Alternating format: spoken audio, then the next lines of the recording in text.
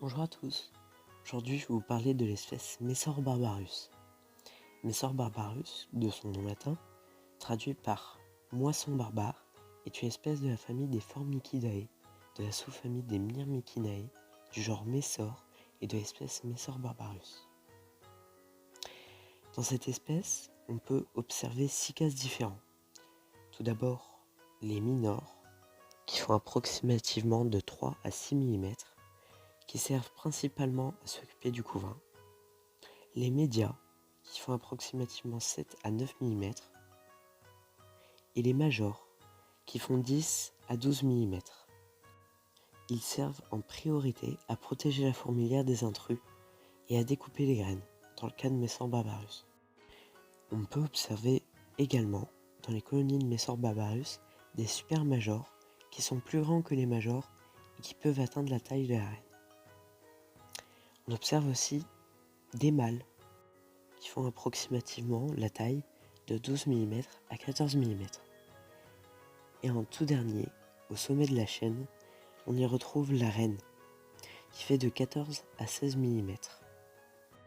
Cette espèce, Messor barbarus, comme on a pu le voir avant, possède un très fort polymorphisme. C'est-à-dire que vous pouvez trouver dans une même colonie des individus 2 à 3 fois plus gros que d'autres. Par exemple, des minors comparés à des médias, à des majors ou encore à des supermajors.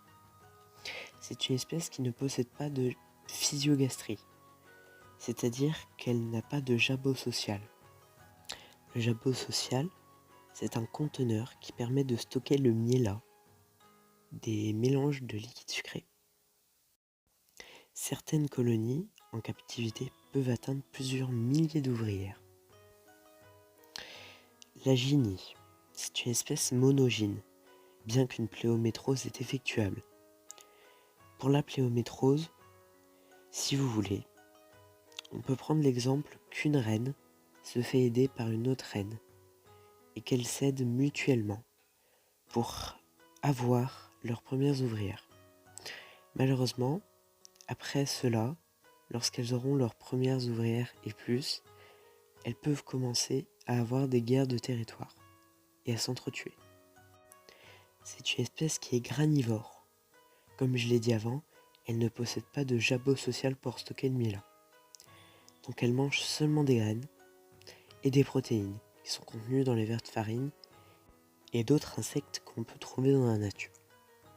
C'est une fondation qui est indépendante et claustrale, c'est-à-dire que la reine reste dans son tube pour fonder et qu'elle n'a pas besoin d'aide. Lors du développement larvaire, le couvain passe par 4 stades. Par l'œuf, pondu par la reine, par la larve, dont les minors s'occupent, par la nymphe ou par un cocon, et par un imago, qui est une jeune ouvrière. Les essaimages de cette espèce se font de début septembre à novembre, pendant l'automne. Ils sont très massifs. Parlons maintenant de l'élevage de cette espèce. C'est une espèce qui demande une température de maintien entre 22 et 29 degrés. Elle nécessite une humidité de 20 à 60% en captivité et in natura. Cette espèce a besoin d'une diapause ou d'une hibernation de mi-octobre à début mars à environ 10 degrés. C'est une espèce foreuse qui n'hésitera pas à creuser tout type de matériaux. Pour ce qui est de la difficulté d'élevage, cette espèce est très facile. Elle est recommandée aux débutants, même si ce n'est pas la meilleure pour commencer.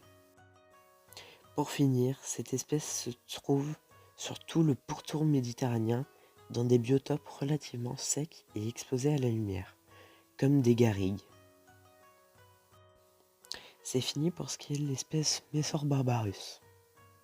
Je me sens maintenant obligé de remercier le poulet fermier, qui a accepté, avec le staff de l'Arche, un serveur Discord dont le lien sera en bio, de me prêter les infos nécessaires à la documentation pour créer cette vidéo YouTube.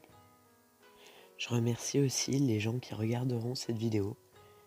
Tout d'abord d'avoir regardé et de m'avoir écouté pour non seulement ma première vidéo, mais aussi le début d'une grande aventure.